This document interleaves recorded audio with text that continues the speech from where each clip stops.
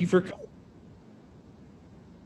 And we are joined by Amber Jones, the founder and brand ambassador, designer, the whole shooting match of Forever Royalty, right here in Jackson. And we've got a room full here at Velma Jackson High School, our entrepreneurship class. And we're recording this for our friends at Ridgeland High School and Germantown High School and for our YouTube channel.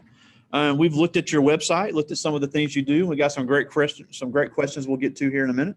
But we'd love to hear about how you got into this and what all it is that you do, what you're going to do, and some of your other business ventures, and what all you got going on over there at Forever Royalty. All right. Well, again, my name is Amber Jones. I'm a 26-year-old first-time mom and serial entrepreneur. So I own Forever Royalty, which is a brand, an apparel company that specializes and embodies both culture and Christ. I try to bridge those gaps because that is me. I don't feel like you have to pick one or the other. I feel like it's totally possible to be completely for Christ and also completely for culture. In addition to that, I am a pianist. So I went to Jackson State University for music performance. And so I accompanied a lot of schools in the area like Richland, Brandon, Pearl. And so that's one avenue. I'm at my studio, actually. I am the co-owner of Judo School of Performing Arts, which is a local performing arts school. We teach dance, music, and acting after school. And then I just got officially got my travel agent license. So now I book travel. Yeah, well, we have a teacher that's a retired travel agent, and she's said it's got some of the best perks ever. Yes, the perks are incredible. So yes. That's awesome. So tell us about how you got into all this. You're just 26 and you're owning multiple businesses, and obviously we've focused the most on Forever Royalty because it's the most visible, and it seems that everybody thinks that selling clothes is just so easy, but it is a very competitive market and it's a very difficult market. So why don't you tell us a little bit about that and some of your other business ventures? Yes. So my father actually is a t-shirt printer.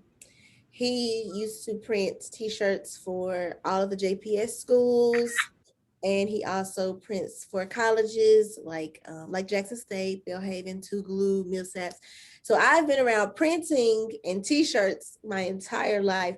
But if you had asked me, would I be selling t-shirts, I most definitely would have said no, because it's a lot of work. It is not just get a storefront or get an online boutique and then people will come.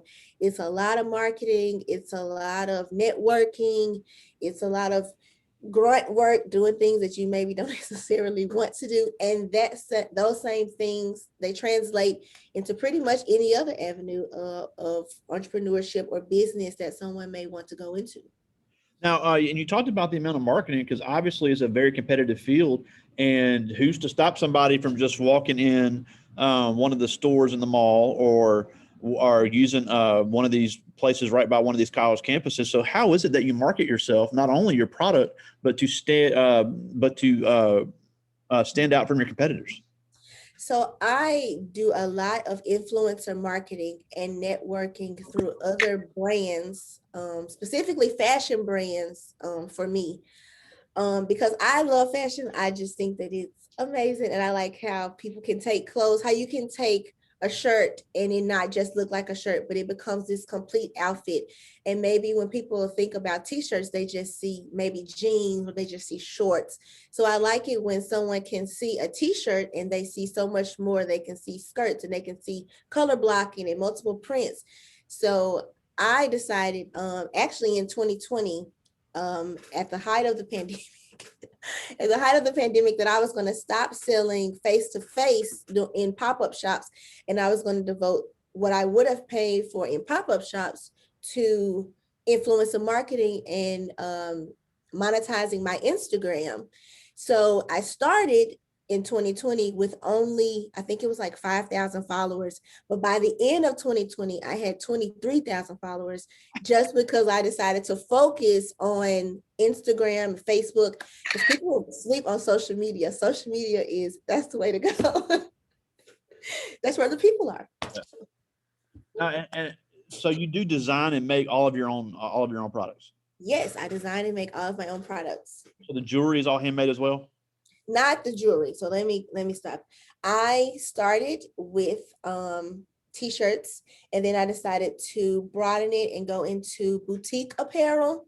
Okay. Although right now I'm going through a rebrand, because I did notice that sometimes when you make t-shirts, people feel like you should make more than just t-shirts. And so they will look at you and then begin to be like, oh, well, you can sell sets. Well, you can sell jeans. Well, you can sell shoes. And I had to get to a place where it was like, well, yes, I can, but that's not my niche, and that's not what I want to do anymore. So I'm not going to do that anymore. Well, and and I talk, we've had a lot of guests, and we always talk about how important it is to know your target market and to know your and to know your industry. You may, we have a question about this in a minute, but you may expand stuff later, but it's so important to not grow too fast, because not only does it grow your cost exponentially, it takes your focus away from what you're really good at. Yeah. So now it's me reminding myself of why I'm doing it, who my customer is, and that's what's got me to this part. I don't have to be, all these different people, and I don't have to sell to multiple people. Well, if you want a t-shirt, then maybe you want a skirt. Well, maybe they do, but they won't get it from me. Now, and also you do have, even though you do focus on the female, there are some products for men on your website as well. Yes, there are. So a lot of men actually like female empowerment slogans. I know most people probably wouldn't think that, but they do. They really love like this what I'm wearing, which is the Minding My Black Owned Business shirt. But they also really love, things that are empowering, like Black Girls with Magic, or like the Dipped in Melanin, because we are. Yeah, and that's good that you've seen your target market is the Black community, in not just in Jackson but in the entire country. Yeah.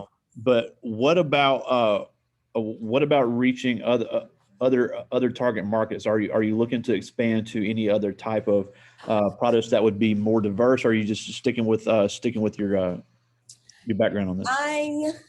I'm sticking with I'm sticking with my people.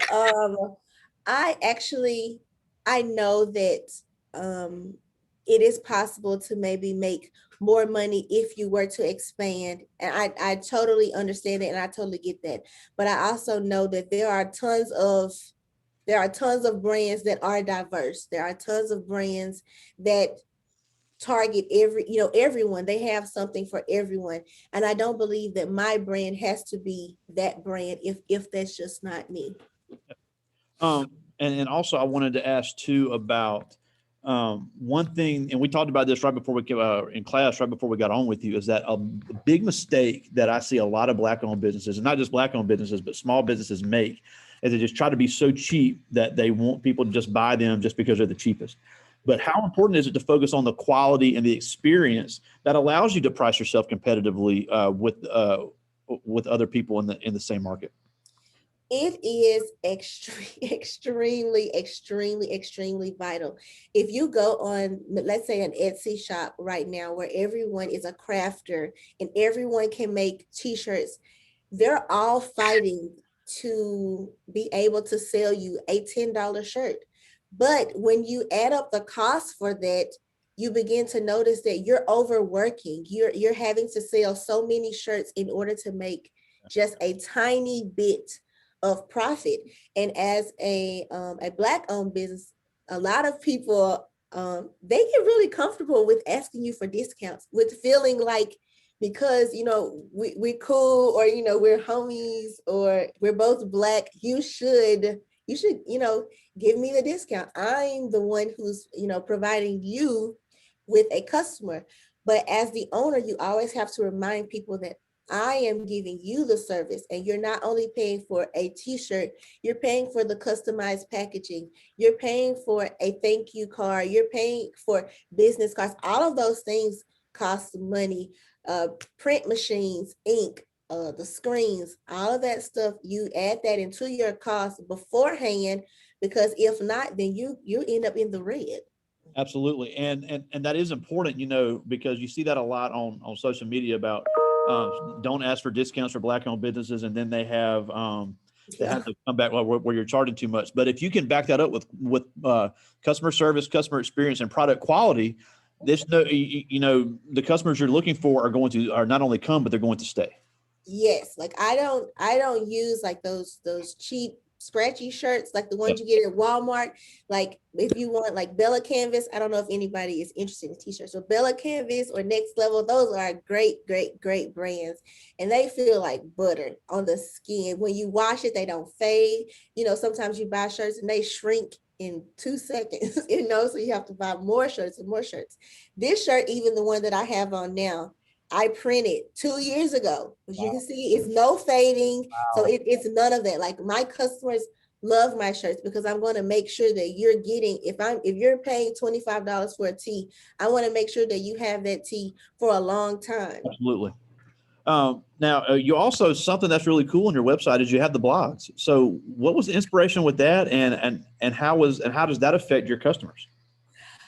I started the blogs. I stopped, but I need to get back into it actually. But I started the blogs as a way to make myself more personable with customers.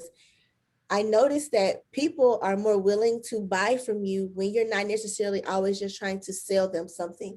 They will buy from you when they feel like they know you. And so the blogs were a way for me to open myself up a bit more to more people.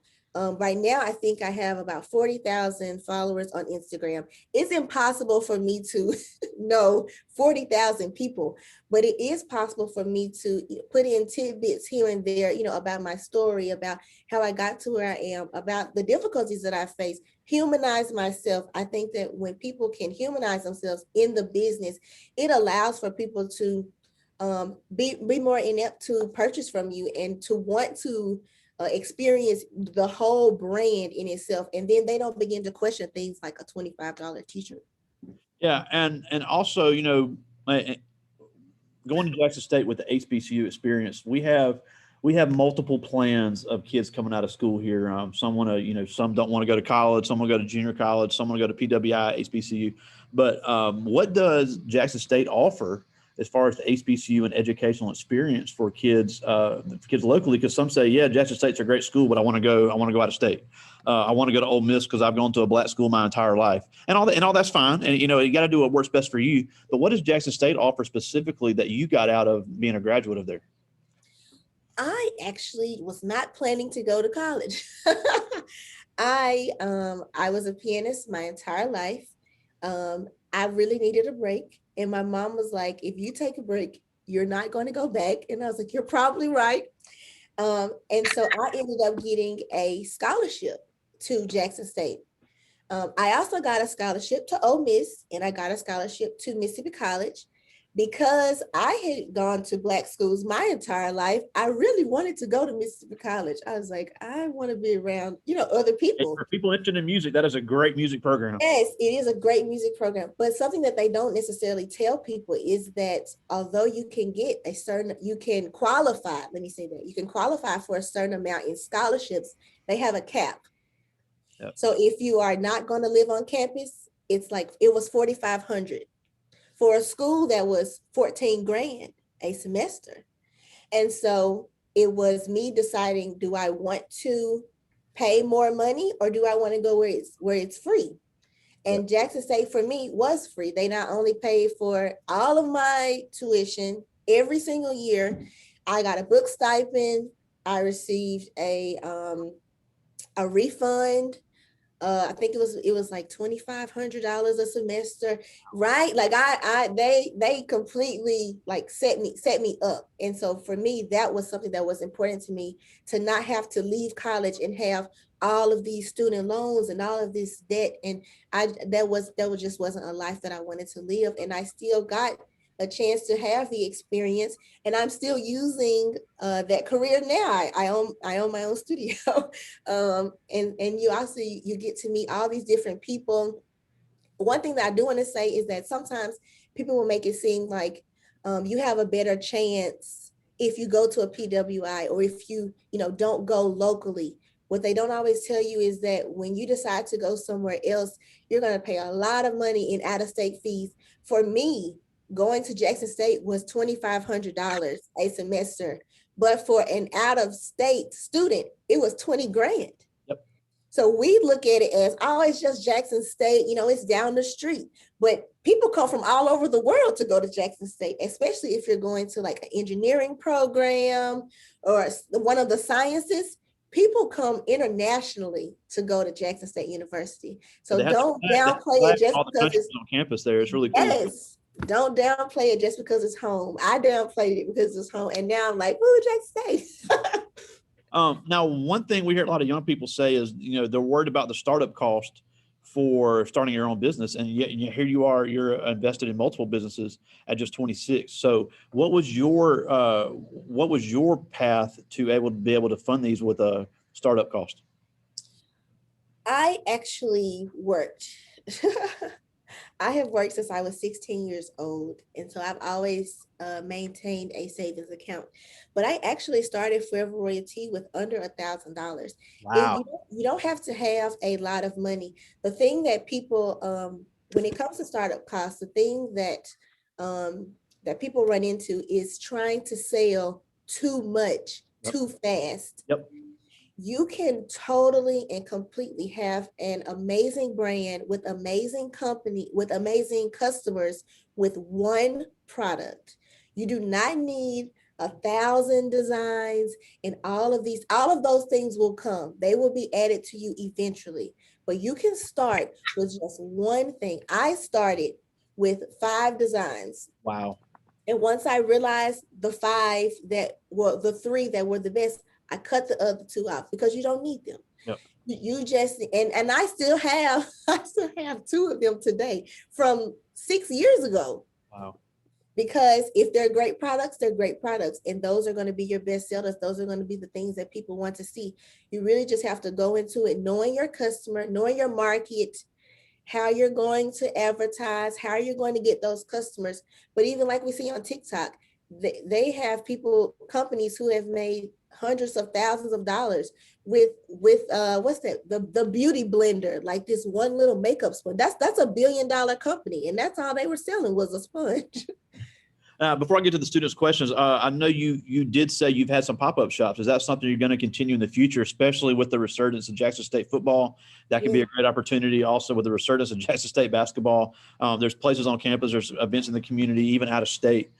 Is that something you're looking to get back into to build the customer base in person? Yes. So my customer base, I actually make the most of my sales from Atlanta and New York, in California. So for me, I do recognize that no longer doing pop-up shops has allowed for my customer base in Jackson to dwindle and for people to not necessarily know who I am or my brand as readily as they would. But I have always done the homecoming pop-up shop at Jackson State. But yes, and I'm actually getting my license to sell Jackson State apparel, legally. Oh, wow. Yes. So yes, I most definitely will be getting back into pop-up shops. The thing about pop-up shops is that everybody has one, but that's just because everybody wants to use that vendor to help them, make their money. You just have to really look into it and make sure that that's the one that you need to be in. Yeah, and as far as the licensing, whenever there's a trademark, you can get licensed to sell it, but the license has to be, especially when you have the NCAA, all that stuff. Jackson State has the license rights to their logo, and you can't just put it on there and start selling it. That is a big civil lawsuit coming your way. That is a copyright infringement like nobody's business. But that's super cool that you have the licensing to sell that. They can also take your product and your money. Yeah, and they will. They will definitely take it. Yes. But that's a great idea. Be able to monetize the logo. Now, this is some questions from the students. This is Rodarius Williams, and he's a junior. And he's asking, we talked about expanding the line a little bit. He asked, are there any plans to further your line with innovations such as footwear? I never thought about that, actually, if I'm being honest. I can see it. Right now, I am, as I said, I'm rebranding and I'm thinking about royalty as more of an athleisure apparel. So think like Ivy Park, Adidas. You know how you think of Adidas, but you don't necessarily think about Adidas in the ways that Beyonce is like presenting it. Um, so I can see that. I can see some royalty sneakers. Okay.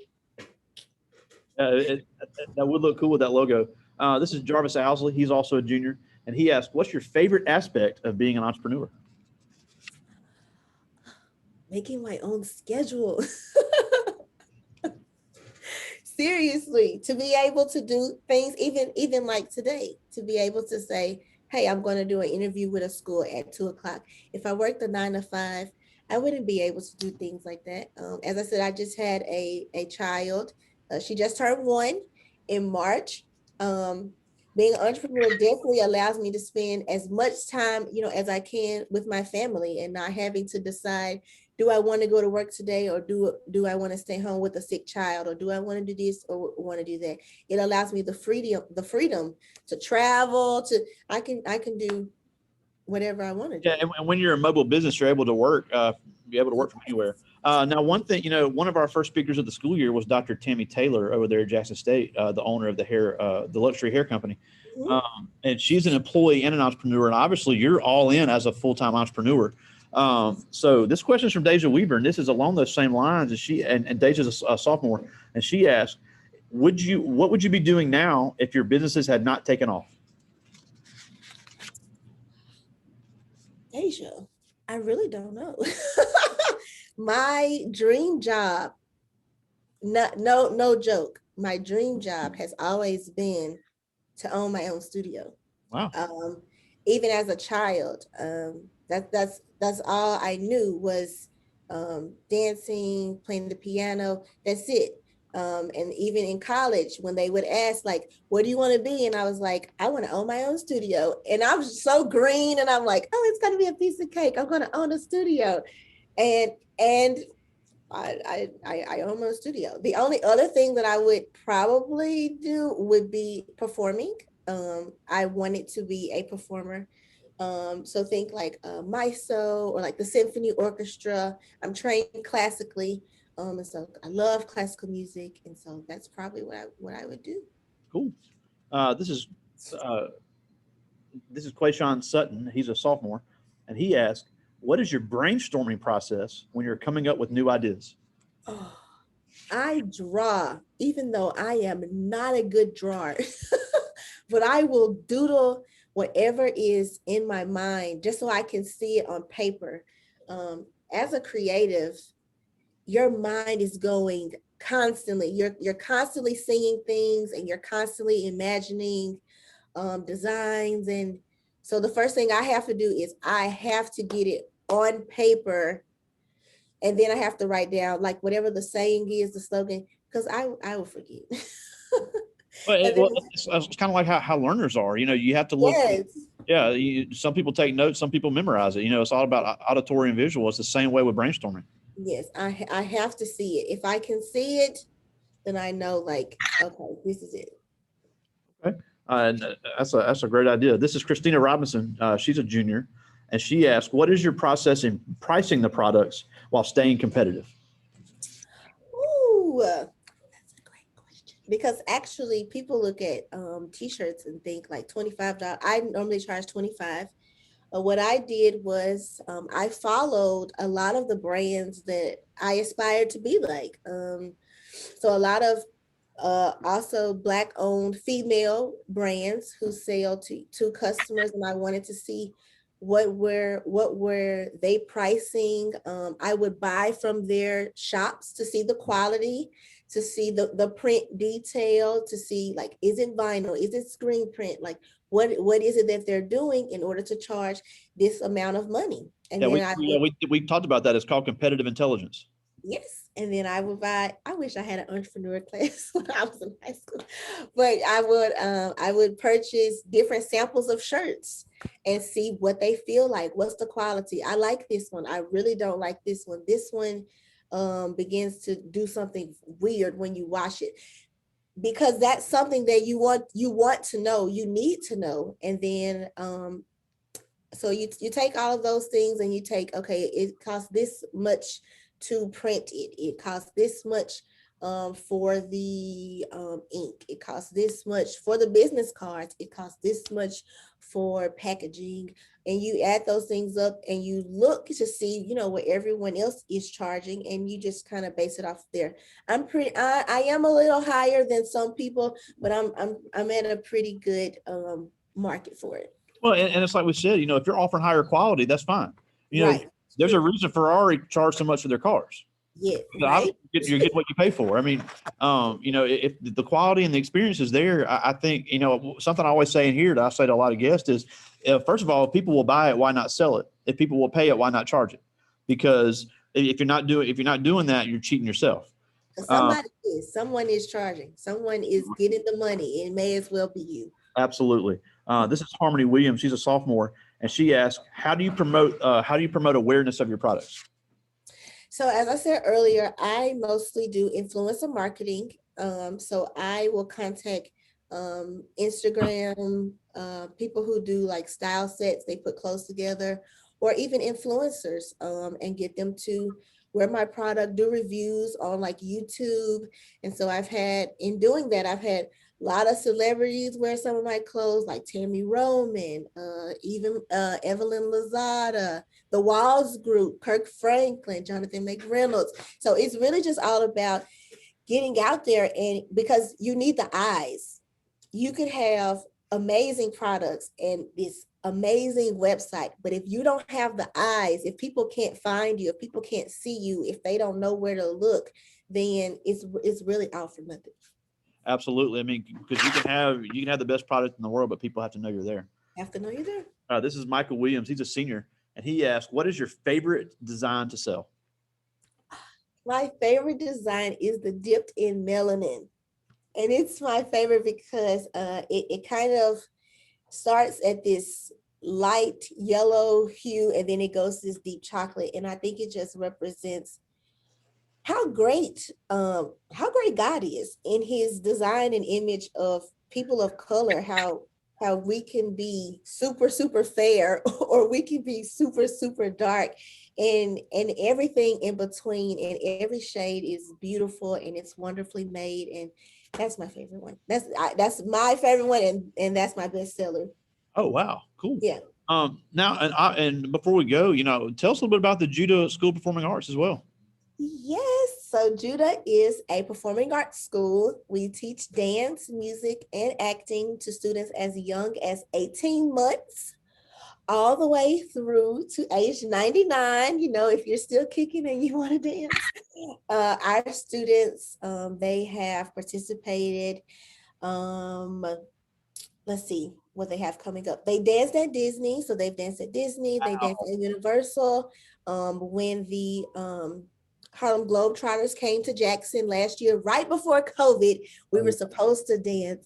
And then also last year, they danced for a Grizzlies game.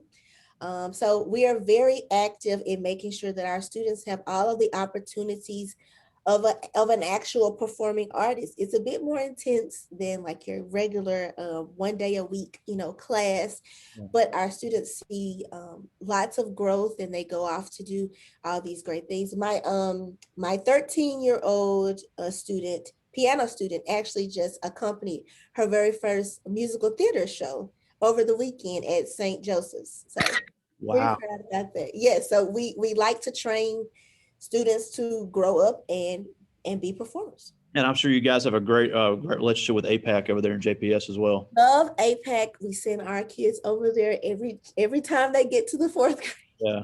We just had six students to be accepted. Yeah. Wow, that's incredible, and that's a great program that Jackson Public Schools has, and we're all APAC graduates actually. Awesome. Myself, my 2 sisters, 3 of the faculty here, so we love APAC. Yeah, and also if you were APAC, you went to Murrah High School as well. So now, before we go, so you're not much older than these kids. The fact that you're only 26, and we have you work from 14 to 18 here, or actually 14 to 19 here in the class. You know, you're not that much older than these kids, and you grew up in Jackson as a black girl in Mississippi, but yet you're killing it as a black business owner of multiple businesses. So what can they do now, being young black students, to follow in the same footsteps as you and your colleagues? Keep dreaming. When you really look around you and you see that this may not be the life that you want to live and you want more, go get more. It's totally okay to know and believe that you're capable of greater than what your vision currently sees in front of you. Be hungry, be ready to work, be willing to learn all the time, even if it's just on a retail job. You don't think about it right then, but doing those go backs or flipping those burgers or, taking the cash. I worked at a bank and I never thought I would use, those skills, but they really helped me in being able to know customer service, know how to count money. People don't know how to count money, know how to give back the proper change. Like, whatever your hands find to do it well. Do it with a smile. Be eager to learn, even if it's grunt work.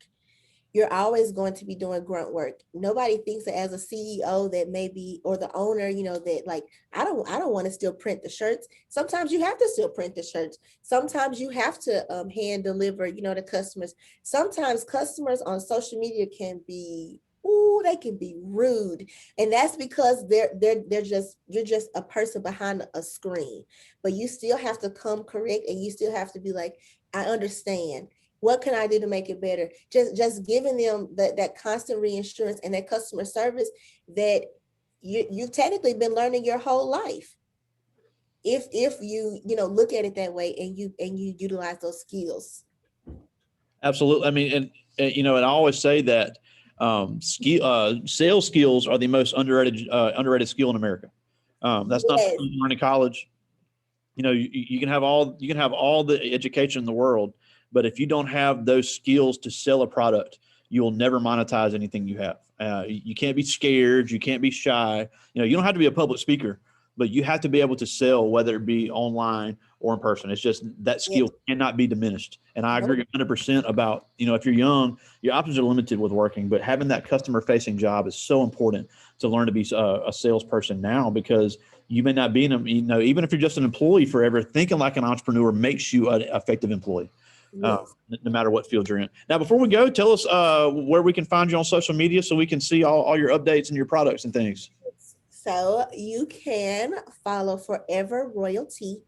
Now, it's spelled with one R in between Forever and Royalty. So FOREVEROYALTEE. And that is where you can find me on Instagram or Facebook or TikTok. And that's also my website, foreverroyalty.com. Or you can follow me, Royally Ambee, AMBEE.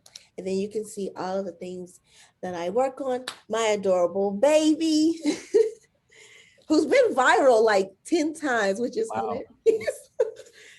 I'm getting the hang of social media, guys. It's really important. All right. Well, thank you so much for joining us. I know you fit us in your crazy schedule, and just amazing what all you're doing. It's just great that you have that the great positive mindset and great inspirational story and culture over there. And I'm about to email you a question right now, so I want you to answer this for me. I can't ask it on here, but I will. I'll definitely about to email you a question. Most definitely. Thanks for having me. I hope that you all really, really are loving this class. I totally wish I had this type of opportunity when I was in high school. It's amazing. And most schools don't offer this at all. So it's incredible. Yeah. And thank you for that, and showing the importance of it, because it's something they can really use forever. So I appreciate that. But I know you got to get back to work. We appreciate it. I'll talk to you soon. Thanks. Bye, y'all. See ya.